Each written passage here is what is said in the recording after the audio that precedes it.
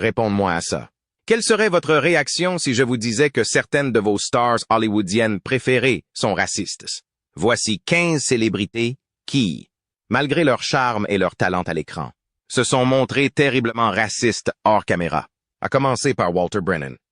Un nom qui fait écho à l'âge d'or d'Hollywood. Il est souvent négligé dans les discussions contemporaines sur le cinéma classique. Cet acteur, qui était autrefois un nom connu, est désormais devenu une note de bas de page dans les annales de l'histoire du cinéma. Pourtant, ses contributions à l'industrie sont indéniables.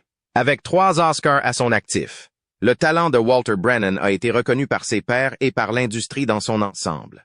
Ses performances dans des films comme The Westerner et Sergeant York restent gravées dans la mémoire de ceux qui apprécient l'art du cinéma classique. Sa collaboration avec John Wayne a donné vie à de nombreux personnages mémorables, notamment dans Rio Bravo, où son interprétation d'un acolyte bourru mais adorable a laissé une marque indélébile. C'est cette capacité à jouer des rôles maussades avec une telle authenticité qui a permis à Walter Brennan de se démarquer. Son personnage réel reflétait les personnages qu'il jouait à l'écran. Au-delà de l'écran, Walter Brennan était connu pour ses fortes opinions politiques. Il était farouchement anticommuniste, une position qui n'était pas rare à Hollywood à l'époque. Cependant, ses convictions politiques s'étendaient à une association controversée avec la John Birch Society, connue pour ses idéologies extrêmes. James Stewart. James Stewart était un acteur dont la carrière s'est étendue sur 4 décennies. Il était l'homme ordinaire par excellence du cinéma américain, connu pour son air traînant distinctif et les personnages attachants qu'il incarnait. Son voyage à Hollywood a commencé dans les années 1930 et, au moment où la Seconde Guerre mondiale a éclaté, il était déjà un nom connu. Une décision qui a interrompu sa carrière d'acteur mais qui a ensuite renforcé son personnage de héros à l'écran. Son père avait créé un précédent en ayant servi pendant la Première Guerre mondiale, et James lui a emboîté le pas, démontrant que sa famille avait pour tradition de servir son pays lorsqu'elle était sollicitée. Sa carrière d'après-guerre comprend certaines de ses performances les plus mémorables dans des films qui restent encore aujourd'hui des classiques. 2 de ses rôles les plus emblématiques étaient ceux de Jefferson Smith dans M. Smith Goes to Washington et de George Bailey dans It's a Wonderful Life. Ces films ont montré la capacité de James à capturer l'esprit américain de résilience et d'intégrité. Ils ont également solidifié son image de type sympa d'Hollywood, l'homme qui représentait le meilleur des valeurs américaines. Cependant, la carrière de James Stewart n'a pas été sans controverse. Malgré son image saine à l'écran, certains exemples révèlent un côté moins admirable de son personnage. Des informations faisant état de racisme et de xénophobie ont fait surface, jetant une ombre sur son héritage. C'est lors du tournage de L'homme qui tua Liberty Valance que sa co-star, Woody Strode, l'accusa de comportements racistes, une accusation qui choqua de nombreux fans. La question de savoir si les opinions personnelles de James Stewart étaient le produit de son éducation ou le reflet de l'époque dans laquelle il a vécu est complexe. Il a grandi dans une petite ville à majorité blanche de l'Indiana, où il avait des interactions limitées avec des personnes de races différentes. Ce manque de visibilité aurait pu influencer sa vision du monde. Une perspective qui ne s'est pas élargie de manière significative même lorsqu'il fréquentait l'université de Princeton. Malgré ces allégations, beaucoup de ceux qui ont connu James personnellement témoignent de sa gentillesse et de son professionnalisme. Il est possible que James Stewart, comme beaucoup de ses contemporains, soit un produit de son environnement, partageant des opinions qui étaient courantes à l'époque, mais qui sont considérées comme inacceptables aujourd'hui. Les opinions troublantes de James Stewart s'étendaient au-delà de la race pour inclure une méfiance à l'égard des Juifs, révélant une xénophobie générale. Cette attitude l'a amené à nouer des liens étroits avec le directeur du FBI, J. Edgar Hoover, car il partageait des valeurs conservatrices. Stewart est devenu l'informateur de Hoover dans la chasse aux communistes à Hollywood. Malgré l'indifférence du chef du FBI à l'égard des inquiétudes de Stewart concernant l'influence mafieuse à Hollywood, sa trahison envers des amis, comme Henry Fonda, qui a rompu ses liens en apprenant la collaboration de Stewart avec Hoover, montre le bilan personnel des actions de Stewart. John Wayne. On se souvient souvent de John Wayne pour ses rôles de cowboy et de soldat américain par excellence. Son personnage à l'écran en tant qu'individualiste robuste et patriote convaincu a fait de lui une icône bien aimée pour beaucoup. Pourtant, Son héritage n'est pas sans complexité, en particulier lorsqu'on l'examine à travers le prisme des sensibilités modernes. En 1971, John Wayne a accordé une interview au magazine Playboy qui allait devenir tristement célèbre. Ses commentaires dans cette interview ont jeté une ombre sur son héritage. Il a parlé ouvertement de ses opinions sur la race et la société. Commentaires qui sont aujourd'hui largement considérés comme racistes et homophobes.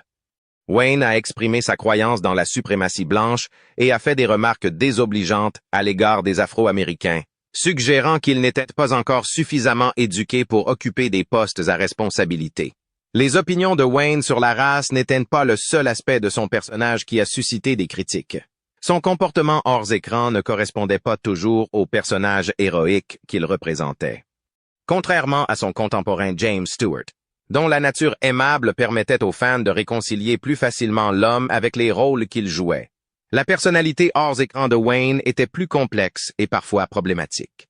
L'impact de l'interview de Wayne avec Playboy a été durable. Ces dernières années, des appels ont été lancés pour réévaluer la manière dont nous honorons les personnages historiques dont les actions ou les croyances sont en contradiction avec les normes sociétales actuelles. À l'Université de Californie du Sud, où Wayne était un ancien élève, une exposition qui lui était consacrée a été supprimée à la suite de manifestations étudiantes. Ces protestations étaient une réponse directe aux opinions qu'il avait exprimées dans l'interview de Playboy. Des efforts ont été déployés pour renommer l'aéroport John Wayne dans le comté d'Orange, mais ils n'ont pas abouti. Le débat autour de l'héritage de Wayne est révélateur d'une conversation plus large sur la façon dont nous nous souvenons et célébrons les personnages du passé. Cela soulève d'importantes questions sur les valeurs que nous défendons et les messages que nous envoyons à travers la commémoration publique de personnages historiques. Les contributions de John Wayne au cinéma et à la culture américaine sont indéniables. Ces films ont laissé une marque indélébile dans le paysage cinématographique. Cependant, ses opinions personnelles, en particulier celles exprimées dans l'interview de Playboy en 1971, sont devenues une source de controverse. Ils nous mettent au défi de réfléchir à la manière dont nous équilibrons les réalisations artistiques d'un individu avec ses croyances et ses comportements personnels. William Frawley. Le parcours de William Frawley à travers l'industrie du divertissement est une autre histoire de talent assombrie par la controverse. Son interprétation de Fred Mertz dans I Love Lucy reste l'un des rôles les plus emblématiques de l'histoire de la télévision. Pourtant, en coulisses, la vie de William a été marquée par des comportements qui seraient aujourd'hui considérés comme inacceptables. Au début de sa carrière, William était connu pour ses numéros de vaudeville. Sa capacité à incarner l'archétype du personnage grincheux a conduit Lucille Ball et Daisy Arnaz à le choisir dans leur série révolutionnaire.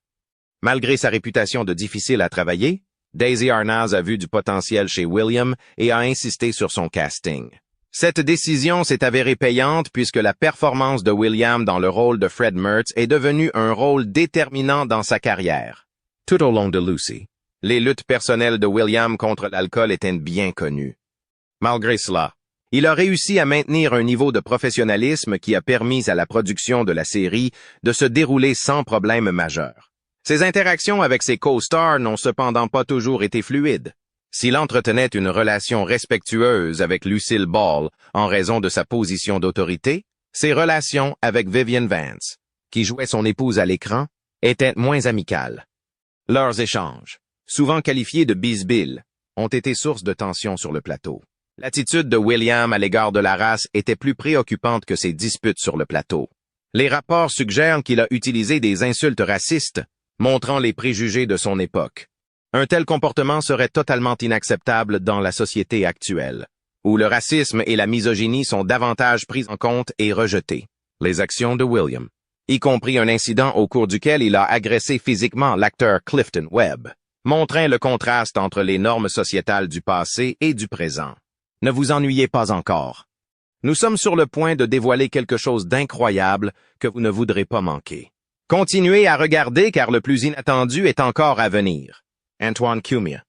Le licenciement d'Anthony Cumia de SiriusXM est un autre exemple des conséquences qui peuvent survenir. Lorsque des personnalités publiques utilisent les médias sociaux pour exprimer des opinions controversées. Le licenciement de Cumia était le résultat d'une série de tweets qu'il a publiés et jugés insensibles au racisme et incompatibles avec les valeurs de Sirius XM. Cet incident n'est pas la première fois que Cumia est confronté à une controverse.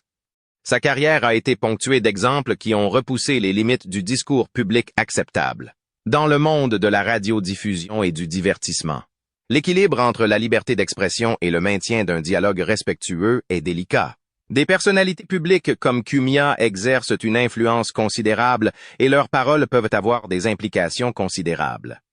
Le langage utilisé par Cumia dans ses tweets, qui comprenait des termes que beaucoup considèrent comme profondément offensants, a déclenché un débat sur les limites du discours provocateur et les responsabilités qui accompagnent une plateforme. La réaction de Sirius XM au tweet de Cumia a été rapide, signalant la position de l'entreprise sur les discours de haine et son engagement à respecter une certaine norme de conduite. La décision de licencier Cumia montre l'intolérance croissante à l'égard d'un langage qui perpétue les stéréotypes ou incite à la haine, révélant un changement sociétal plus large vers l'exigence de responsabilité pour de tels actes. Cumia défend ses tweets, dans lesquels il nie toute intention raciste et remet en question l'équité de son licenciement. Don Imus.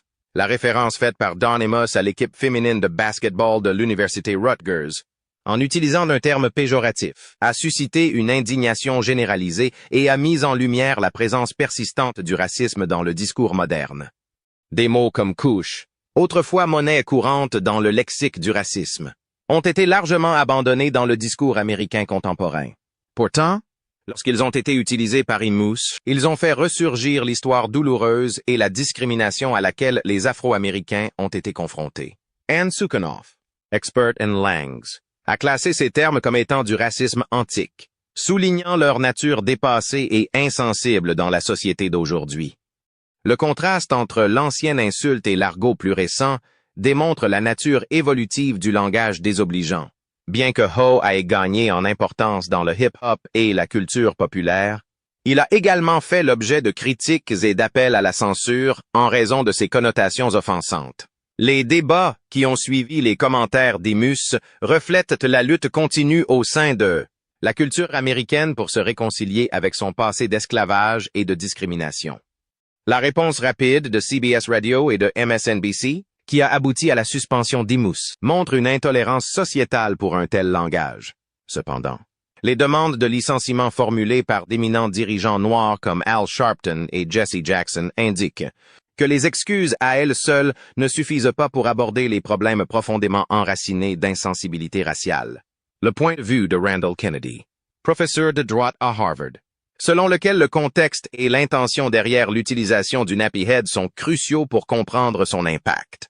Est significatif. Les remarques répréhensibles d'Imus ont ajouté à la gravité de la situation, suggérant un modèle de comportement plutôt qu'un incident isolé. Les souvenirs de l'Association nationale des journalistes noirs des commentaires passés d'Imus sur la journaliste Gwenny Phil et le chroniqueur sportif William Rhoden illustrent en outre la nature profondément ancrée des préjugés raciaux chez certains individus. L'origine du mot couche du moyen anglais, décrivant le bord effiloché du tissu et sa transformation en insulte raciale dans les années 1890, montre le poids historique de ces termes. La controverse entourant le livre pour enfants Nappy Hair et la réaction négative subie par l'enseignante Ruth Sherman pour l'avoir lu à sa classe à Brooklyn sont révélatrices de la dynamique complexe entourant la race, la langue et l'estime de soi. Les remarques de Jesse Scheidlower sur l'acceptabilité conditionnelle des termes péjoratifs au sein et à l'extérieur de communautés spécifiques mettent en évidence la compréhension nuancée requise pour naviguer dans une terminologie sensible. Roseanne. In Mars, Roseanne, la sitcom populaire, est revenu sur ABC après avoir été interrompu pendant 2 décennies. Il a obtenu d'énormes audiences et les dirigeants du réseau étaient ravis. La reprise de l'émission faisait partie d'une stratégie visant à attirer un public plus large. Une tactique qui a semblé trouver un écho après la surprenante victoire électorale de Donald J. Trump. Le président a même appelé Roseanne Barr pour la féliciter du large public de l'émission. Cependant, un mardi de mai, tout a changé. ABC a annulé Roseanne quelques heures seulement après que Roseanne Barr a publié un tweet raciste à propos de Valerie Jarrett, une femme afro-américaine qui était conseillère principale de Barack Obama. Le tweet de Barr comparait Jarrett à une combinaison des frères musulmans et d'un personnage de La planète des singes. Bien que Barr se soit excusé plus tard, il était trop tard pour sauver la série. Le président du divertissement d'ABC, Channing Dungey, a qualifié la déclaration de Barr d'odieuse, de répugnante et d'incompatible avec nos valeurs. La première saison de Roseanne relancée s'était terminée avec succès et elle devait revenir en septembre avec 13 nouveaux épisodes. Cependant, la controverse était trop importante pour être ignorée. Robert A. Iger, PDG de The Walt Disney Company, la société mère d'ABC, a soutenu la décision d'annuler le spectacle, affirmant que c'était la bonne chose à faire. L'annulation de Roseanne était très inhabituelle, notamment parce qu'il s'agissait d'une émission à succès avec les audiences les plus élevées pour une nouvelle série télévisée depuis des années. L'émission avait généré environ 45 millions de dollars de revenus publicitaires pour ABC lors de sa saison de retour et les attentes étaient élevées de revenus encore plus importants pour la saison suivante. La décision d'annuler l'émission a été prise par de hauts dirigeants de Disney et d'ABC, dont Channing Dungey, qui était devenu le premier président noir du divertissement d'un grand réseau de télévision en février 2016. Elle a bénéficié du soutien de Ben Sherwood, directeur du groupe de télévision ABC, et de Bob Iger, impliqué dans le processus décisionnel dès mardi matin. Lors d'un appel téléphonique avec les dirigeants d'ABC et ses représentants peu avant l'annulation de l'émission, Roseanne Barr a exprimé des remords pour son tweet mais ne semblait pas consciente de toutes ses implications pour sa sitcom. Ne pas agir de manière décisive contre le tweet de Barr aurait pu saper tous ses efforts. Valerie Jarrett a commenté l'incident lors d'une assemblée publique sur MSNBC sur le racisme en Amérique, suggérant que cela soit transformé en un moment d'enseignement. Elle a révélé que Bob Iger l'avait appelé avant l'annonce pour s'excuser et l'informer de l'annulation de l'émission en raison de la tolérance zéro pour les commentaires racistes et sectaires. ABC est rapidement passé à autre chose après avoir annulé Roseanne. Ils ont remplacé un épisode répété programmé par une rediffusion du milieu et ont commencé à supprimer tous les épisodes de Roseanne de leur site web. Mais le tweet de Barr à propos de Jarrett, rédigé en réponse à un tweet sur la théorie du complot, n'était pas une blague. Megyn Kelly est sous le feu des projecteurs depuis de nombreuses années pour ses commentaires controversés et racistes. Sa récente défense du blackface dans son émission a conduit à son possible départ de NBC.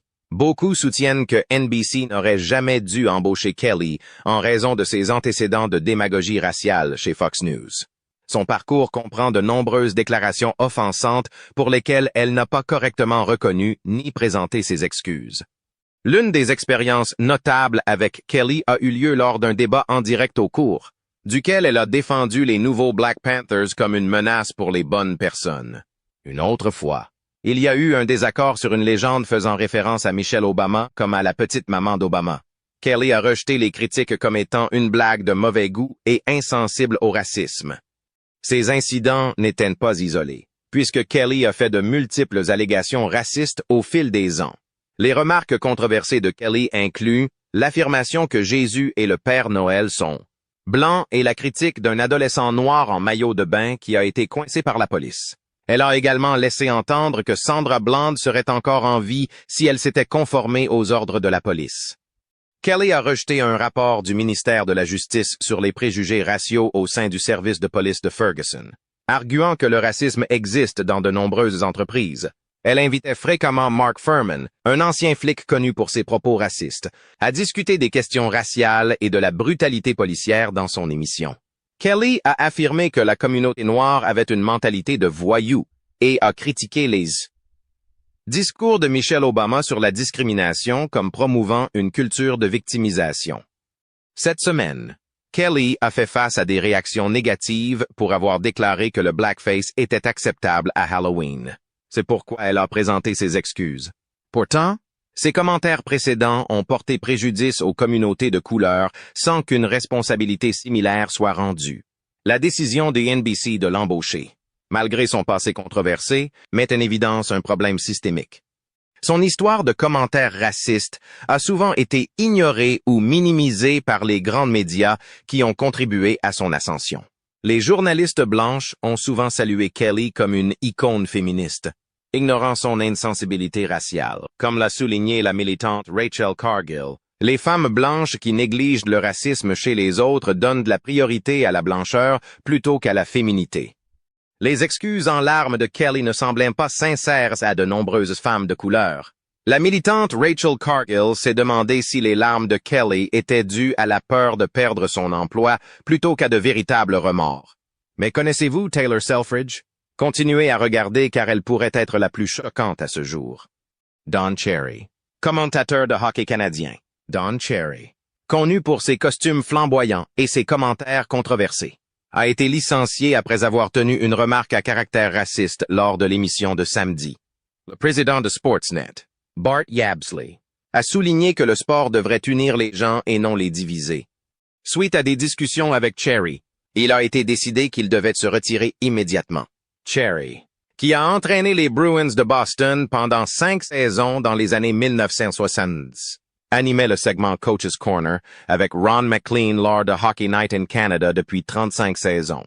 Au cours de l'émission, Cherry a accusé les immigrants de ne pas respecter la tradition canadienne de porter des coquelicots en l'honneur des héros militaires.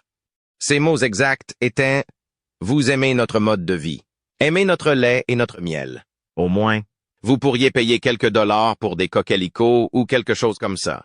Ces gars-là ont payé pour votre mode de vie que vous appréciez au Canada. » Cherry a déclaré au Toronto Sun qu'il maintenait ses propos, insistant sur le fait que tout le monde au Canada devrait porter un coquelicot en hommage aux soldats tombés au combat.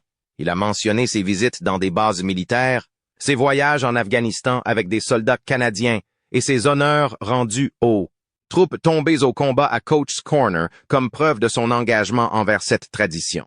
Les commentaires de Cherry ont suscité de nombreuses critiques. Ron MacLean, son co-animateur de longue date, s'est excusé sur Twitter, exprimant ses regrets d'avoir permis que ce moment décisif se produise, malgré l'histoire de remarques controversées de Cherry, y compris des commentaires désobligeants à l'égard des joueurs européens et traitant les Hurricanes de la Caroline de bande d'idiots pour leur célébration chorégraphiée. Il a maintenu un public important parmi les Canadiens. Le chroniqueur du Toronto Sun, Steve Simmons, parmi ceux qui ont demandé le licenciement de Cherry, a fait remarquer que Cherry avait toujours été une figure polarisante, mais qu'elle avait souvent réussi à conserver le soutien du public. La LNH a décrit le licenciement de Cherry comme une réponse justifiée, déclarant que ses opinions étaient en conflit avec les valeurs de diversité et d'inclusion de la Ligue. Le départ de Cherry marque la fin d'une époque pour Coach's Corner, un segment qui est un incontournable des émissions de hockey canadien depuis des décennies. Et avec cela, nous sommes déjà à la moitié de la vidéo. Mais il reste encore de nombreux noms choquants à découvrir. Maintenant, avant de continuer, n'oubliez pas d'appuyer sur ce bouton d'abonnement pour plus de contenu à venir. Taylor Selfridge poursuit la liste. Nous avons Taylor Selfridge, dont le mandat sur Teen Mom OG de MTV a pris fin brusquement après qu'une série de ses publications passées sur les réseaux sociaux ait refait surface. Ces messages, qui contenaient des remarques insensibles au racisme, ont été mis en lumière au milieu d'un mouvement national contre le racisme, conduisant MTV à rompre ses liens avec Selfridge et à annuler son émission spéciale bébé. Cette décision témoigne d'une prise de conscience plus large au sein de l'industrie du divertissement, où la responsabilité pour les actions passées est devenue la pierre angulaire du paysage culturel. Le parcours de Selfridge sur Teen Mom OG a commencé en 2019 et a duré jusqu'en 2020, durant laquelle elle a partagé l'écran avec son petit ami Corey Wharton et son ex Cheyenne Floyd. C'est Floyd qui a le premier attiré l'attention sur les tweets controversés de Selfridge dans un épisode de la série, déclenchant une conversation qui allait finalement conduire au départ de Selfridge.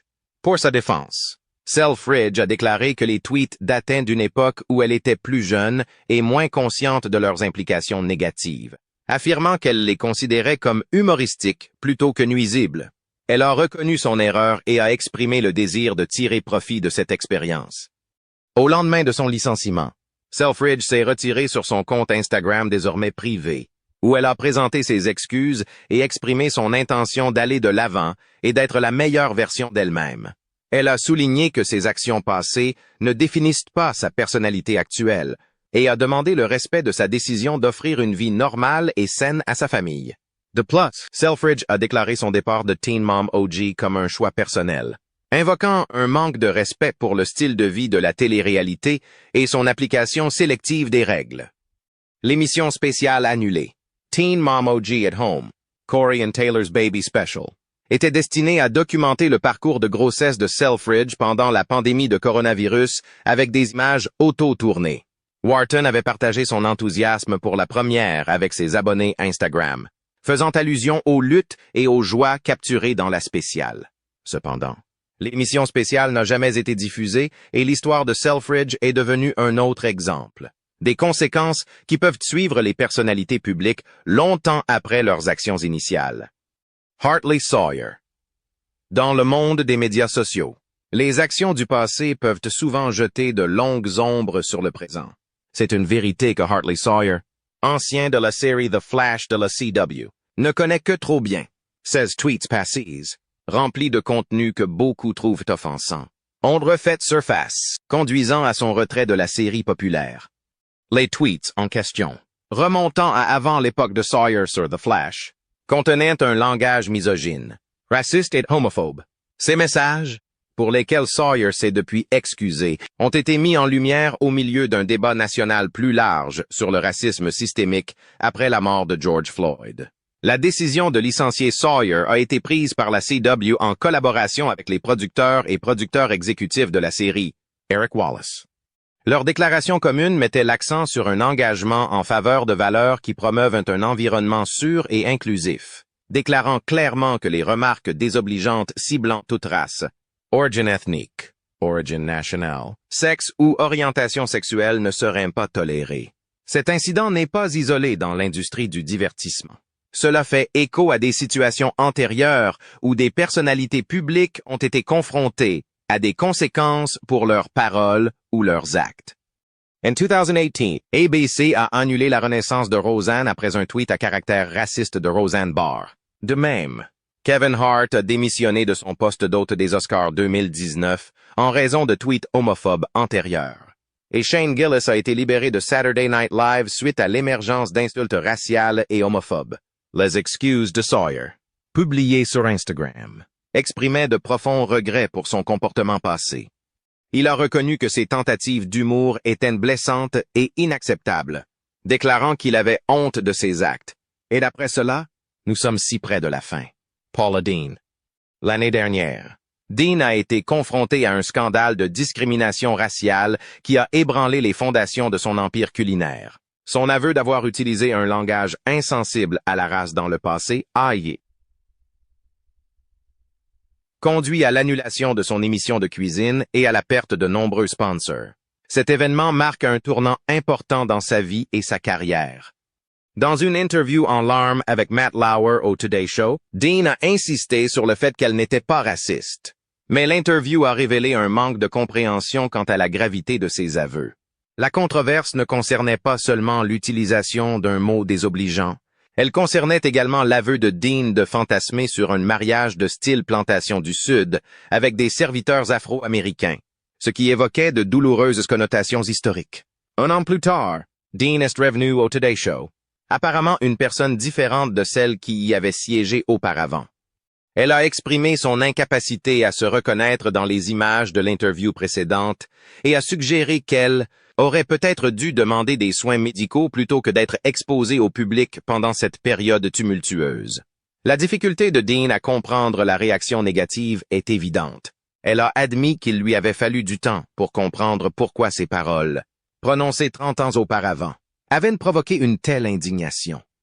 Au milieu de cette tourmente personnelle, Deen travaille activement à reconstruire sa marque. Elle a lancé un réseau de télévision par abonnement présentant ses anciennes émissions et son nouveau contenu. Elle a ouvert un nouveau magasin de détail et a annoncé son intention de réaliser un documentaire sur sa vie. Ce mélange d'autopromotion et d'excuses publiques a suscité des réactions mitigées, certains y voyant une combinaison troublante d'intérêts commerciaux et de véritables remords. Interrogé sur les leçons tirées de la controverse, Deen a d'abord répondu en parlant d'un nouveau livre plutôt que de excuses. Ce n'est qu'après une discussion plus approfondie qu'elle a exprimé ses regrets pour la douleur qu'elle avait causée, reconnaissant la profondeur de la blessure. Leah McKeel, à la suite de la mort de George Floyd, De nombreuses célébrités se sont tournées vers les réseaux sociaux pour exprimer leur soutien au mouvement Black Lives Matter. Parmi eux se trouvait Lea Michele, qui a tweeté ses condoléances et son soutien. Cependant, son message a été critiqué par l'ancienne co-star Samantha Marie Ware, qui a accusé Michele de lui avoir rendu la vie difficile sur le tournage de Glee. Cette accusation a ouvert les vannes à une série d'allégations de la part d'autres membres de la distribution et de professionnels de l'industrie, décrivant Michele comme quelqu'un avec qui il était difficile de travailler et qui aurait pu faire preuve d'un comportement raciste. Le tweet de Ware, qui décrivait de manière vivante ses expériences négatives avec Michele, a incité d'autres personnes à partager leurs histoires. Cela comprenait Alex Newell et plusieurs acteurs de fond qui soutenaient les affirmations de Ware. Jean-Claude Locke est allé jusqu'à dire que Michele avait qualifié les acteurs de fond de cafards, tandis que Naya Rivera avait déjà fait allusion au manque de professionnalisme de Michele dans son livre.